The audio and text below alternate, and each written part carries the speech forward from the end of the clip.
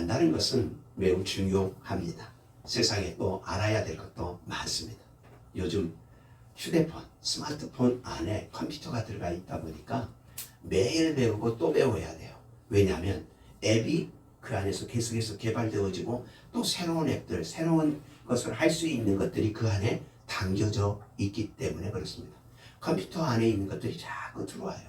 그래서 알면 알수록 편해질 수 있고 알면 알수록 더 사용하기에 좋은 것입니다. 그러기에 세상에 어떻게 보면 세상 것도 알아야 될 것이 참 많습니다. 게을리할 수가 없어요. 우리가 잘 아는 대로 아는 것이 힘이다. 아는 게 힘이다. 물론 우리나라 속담에서는 그 반대도 있어요. 모르는 게 약이다.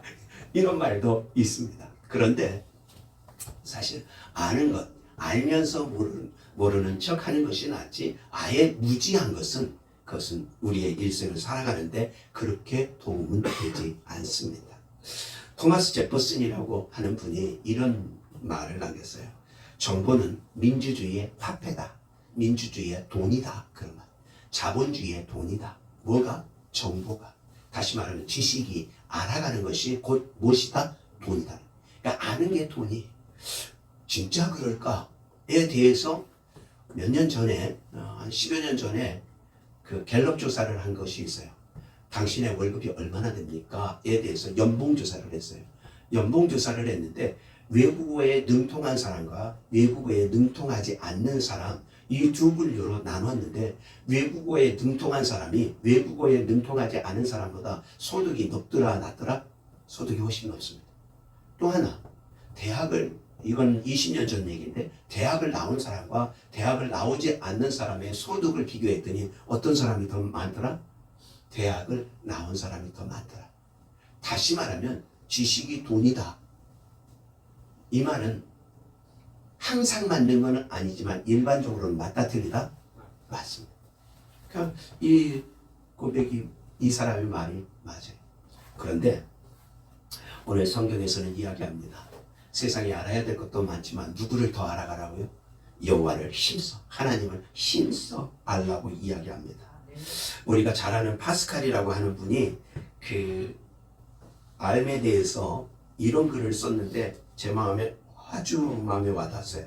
사람은 알지 못하는 것을 살아날 수 없다. 그러나 사랑하면 알게 된다. 사랑하면 알게 된다.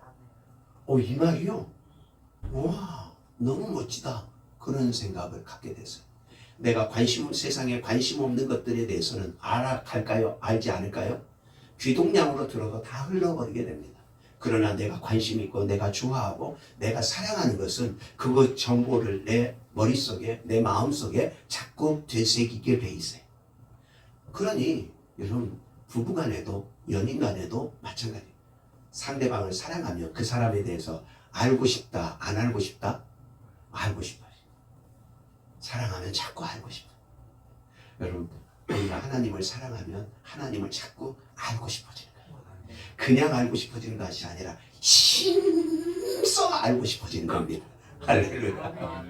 그러므로 우리 모두가 여호와를 힘써 알아가는 우리의 신앙이 되어지기를 축복합니다. 왜 또 우리가 하나님을 이렇게 알아야 되냐? 그것은 하나님을 바로 알아야 바른 신앙을 갖게 됩니다. 하나님을 바로 알지 못하면 기복신앙에 빠지기 쉽습니다. 율법신앙에 빠지기 쉽습니다. 하나님을 바로 할 때 바른 신앙, 살아있는 생동적 있는 하나님의 역사가 있는 신앙의 삶을 살 수 있게 되어집니다. 그러므로 우리가 하나님을 어떻게 알아야 돼요? 힘써 아는 우리 모두가 되어지기를 축복합니다. 할렐루야. 여호와를 안다는 것은 야다라는 히브리어를 씁니다. 이것은 단순히 피상적으로 아는 것이 아니에요. 우리가 하나님을 알지 못할 때 어떤 일이 생깁니까? 호세아 4장 6절에 보니까 내 백성이 지식이 없으므로 뭐하는 거가? 망하는 거. 지식이 없어서 멸망하고 지식이 없어서 망하고 지식이 없어서 생명을 잃어가요. 그렇기 때문에 여호와를 아는 것, 안다 이것이 얼마나 중요한지 몰라요. 그런데 이 안다는 것은 그냥 피상적인 알미 아니에요. 그 이름 알아. 왜 우리 친구나 우리의 동료나 가까이 있는 사람 우리가 생각해 보면요. 이름만 아는 사람도 있고 얼굴만 아는 사람도 있어요. 그런데 가까이 친구, 가까운 교제를 우정을 나누는 사람들은 그보다 조금 더 압니다. 그렇죠? 그런데 여러분 우리가 아는 것 중에 최고의 알은 부부가 서로 아는 것만큼 다른 사람을 알 수 있는 것 있다 없다? 없어요. 여러분 우리가 서로를 안다, 야다라는 이 단어는요 그런 야다예요. 부부간에 아는 안의 깊이. 자식도 몰라요. 부부끼리의 아는 것. 그런데 이 야다가요 하나님과의 우리의 관계 속에서 사용되고 있다. 하나님을 알 때 어떻게 하냐면요 체험적으로 알아요. 그냥 피상적으로 종교적으로 아는 것 아니라 체험적으로 아는 삶에 대해서 우리에게 말씀합니다. 난 여러분이 하나님을 알 때 그냥 정보로서 아는 것이 아니라 종교로서 아는 것이 아니라 하나님을 경험적으로 알고 깨달아 알고 하나님을 맛보아 알아가는 삶이 날마다 있어지기를 축복합니다. 하나님께서 얼마나 이 야다에 대해서 강조하시냐면요 너는 나를 맛보아 알지어다. 여러분 맛은 내가 먹어봐야 알아요? 먹지 않아도 알아요? 먹어봐야 알아요. 사람들이 말하잖아요. 아는 맛이 무섭다 안 무섭다? 아는 맛이 무섭다. 내 입에 이미 그 먹어본 그 맛이 무섭다. 하나님을 안다는 건 바로 그런 거예요. 그분을 맛보아 체험적으로 아는 거예요. 그냥 피상적으로 그냥 아는 것이 아니에요. 이름만 알고 하나님이라는 이름을 부르면 그러다가 우상숭배로 빠지는 거예요. 하나님의 이름을 부르면서 우상숭배. 북이스라엘이 그렇게 멸망하잖아요. 하나님의 이름을 부르면서 송아지 섬기잖아요. 하나님의 이름을 부르면서 바알에게 가잖아요. 피상적으로 알면 잘못된 신앙으로 가는 것입니다. 그래서 하나님을 체험적으로 그분을 분명히 알고 바르게 아는 것 그것이 얼마나 중요한지. 더 나아가서 그분을 어떻게 알자? 힘써요. 힘써. 이 말은 힘쓰지 않으면 안다 모른다? 모른다는 거예요. 자연적으로 알아지는 것이 아니에요. 그래서 잠언 2장 4절과 5절에 이렇게 말합니다. 우리 같이 읽을까요? 시작. 은을 구하는 것 같이 그것을 구하며 감추어진 보배를 찾는 것 같이 그것을 찾으며 여호와 경외하기를 깨달으며 하나님 알게 되리니. 할렐루야. 뭐 하듯이 하라고요? 은을 구하듯이 감추인 보배를 찾는 것 같이 그렇게 하나님을 알아가는 것. 그게 바로 힘쓰. 다른 말로 하면요 돈 벌듯이 좀 해보라고. 하나님을 아는 것 그 돈 벌듯이 좀 해라. 우리는 그렇게 않거든요. 우리는 돈이라고 그러면 그냥 헷갈려하잖아요. 돈 뭐 준다 그러면 그냥 모든 것이 바뀌잖아요. 여러분 오늘 성경은 말합니다. 하나님을 어떻게 해요? 돈 벌듯이 그렇게 하나님을 힘써 알라. 왜냐하면 그것은 자연적으로 알아지는 거 아니 깨달아지는 것이 아니에요. 우리가 다음 달에 성탄절을 앞두고 있지만 동강 박사가 자연적으로 아는 것은 별을 보고 쫓아옵니다.